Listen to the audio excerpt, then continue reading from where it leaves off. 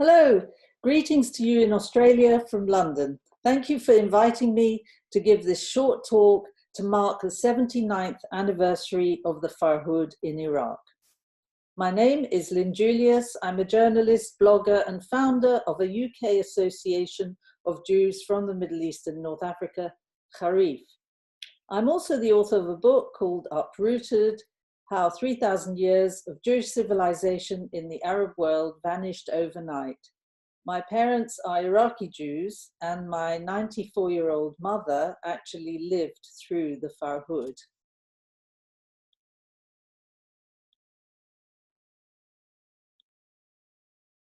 First of all, what is the Farhud? The Farhud was a cataclysmic event which broke out on Shavuot on June the 1st and 2nd, 1941. The word is Arabic for forced dispossession. The Farhud was a massacre, unprecedented in the recent history of the Jews of Iraq. Some 180 identified Jews were murdered, but the death toll could have been up to 600.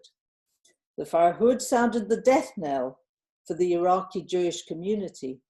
Within 10 years, 90% of Iraqi Jews had fled. Today, just 5 Jews live in Iraq. The Jewish community of Iraq is the oldest Jewish diaspora.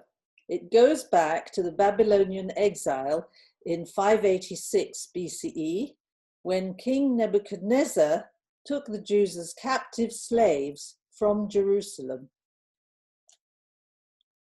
There, by the rivers of Babylon, they sat down and wept as they remembered Zion. Only 70 years later, the Persian king Cyrus decreed that the Jews could return to Jerusalem. But life was so good that many decided to stay there, and the community was in continuous residence in the land of the two rivers until about 70 years ago.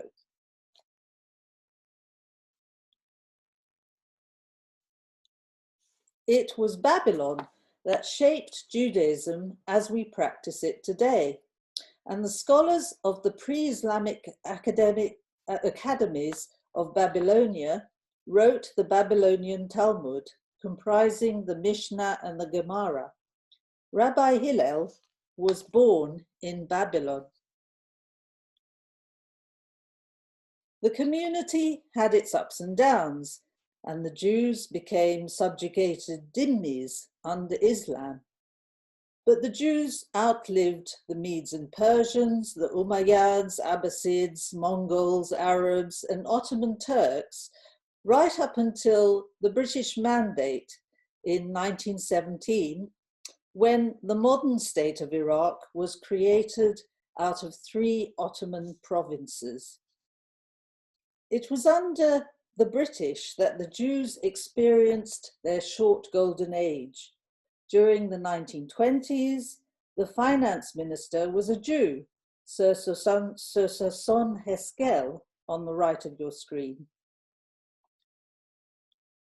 This picture shows my 2 grandfathers with their handlebar moustaches, who were merchants importing and exporting goods from India and Europe.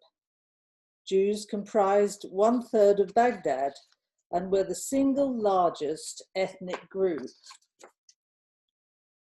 Here is a meeting of the Baghdad Chamber of Commerce taken in 1938.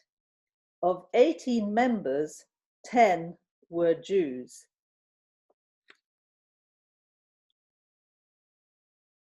Jews were also prominent writers, musicians, and singers. However, matters started to deteriorate in the 1930s. The king of Iraq, Faisal, died in 1932.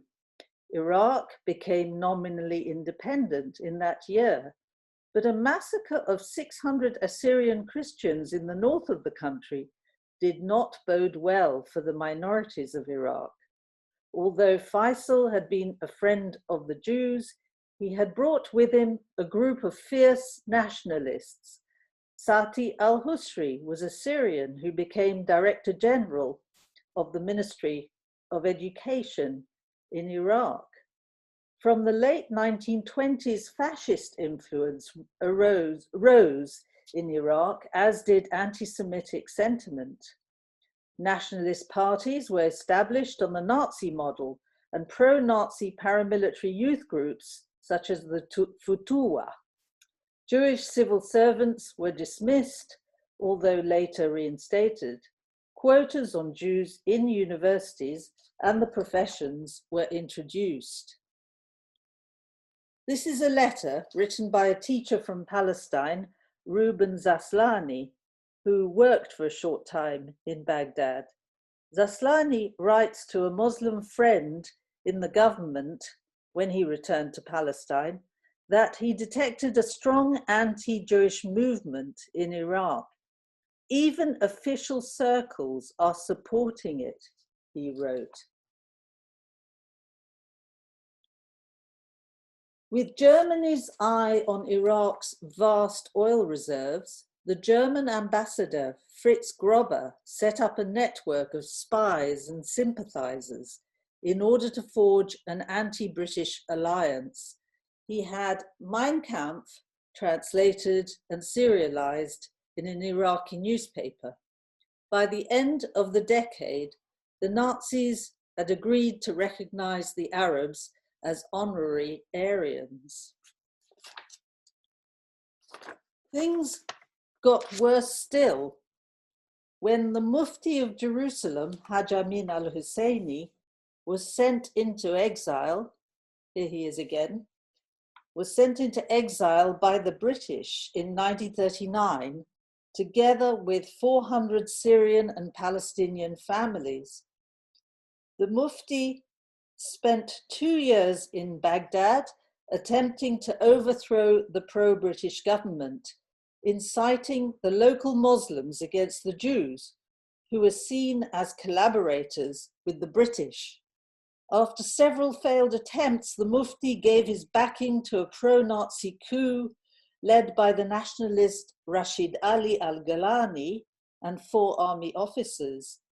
It is said that he and his cohorts had plans to round up and exterminate the Jews of Iraq in concentration camps. The pro-British royal family, led by the regent, fled to Jordan.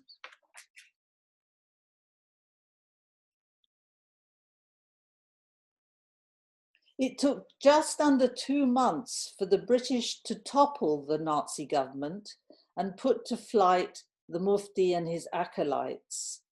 They ended up in Berlin as guests of Hitler. But the damage had been done. Poisonous radio propaganda inflamed the Muslims against the Jews. The British army reached the gates of Baghdad, but did not enter the city.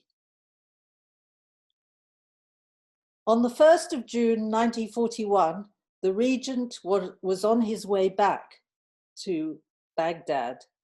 A group of Jews who'd been locked in their homes ventured out in their Shavuot best suits to greet the returning regent. As they stood at the bridge over the Tigris, the Farhud started.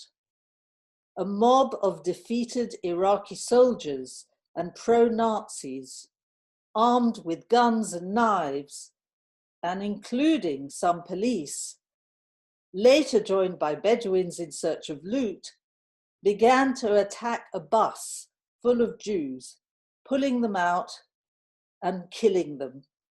My mother remembers an ashen-faced Jewish cook banging on the door of their house, begging to be let in.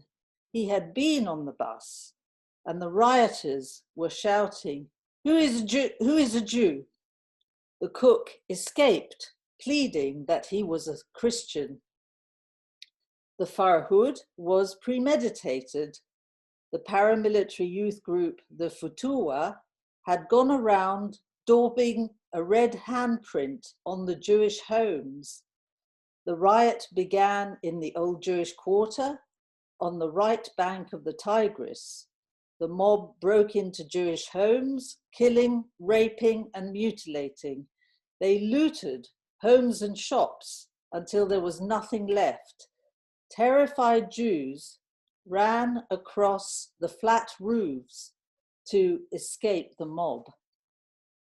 The staff of the British Embassy across the river could hear the screams and gunshots, but the British Army was under orders not to enter the city until on the second day, the mob began to attack Muslim quarters.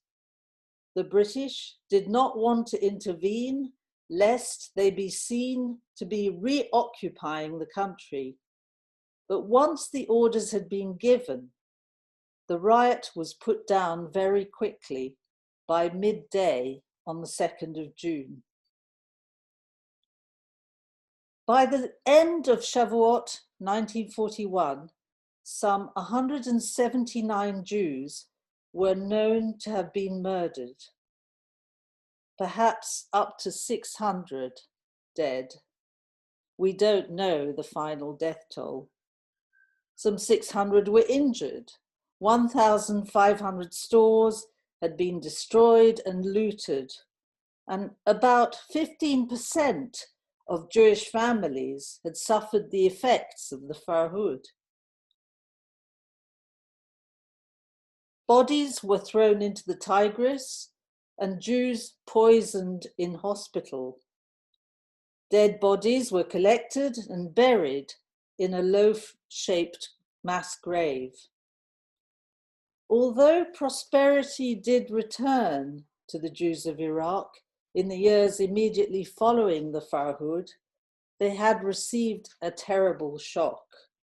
When Israel was declared in 1948, the Iraqi government began to persecute the Jews of Iraq.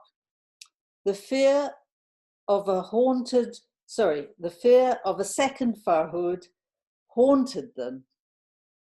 This, more than anything else, caused the Jews of Iraq to flee. Most of the 124,000 out of 135,000 Jews moved to Israel in 1950 and 51. This laissez-passer, issued to an Iraqi Jew, bears the stamp, one way, no return. Other Farhuds followed in other Arab countries, resulting in the flight of their Jewish communities. The Farhud destroyed the Jewish delusion that they could live in Arab countries as free and equal citizens. But was the Farhud just another pogrom, as broke out sporadically against the Jews?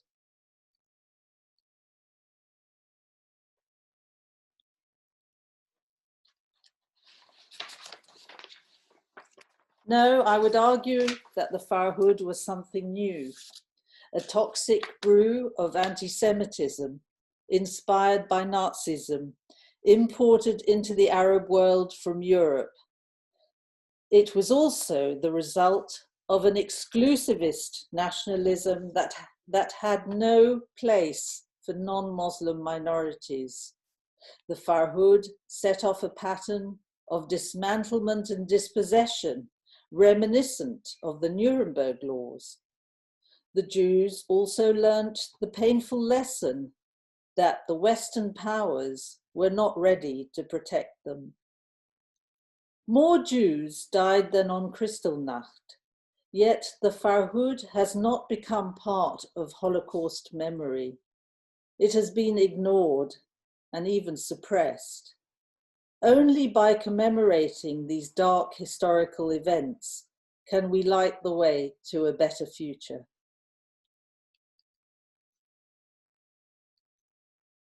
End.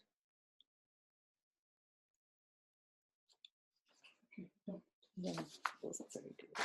That took you an hour and 20.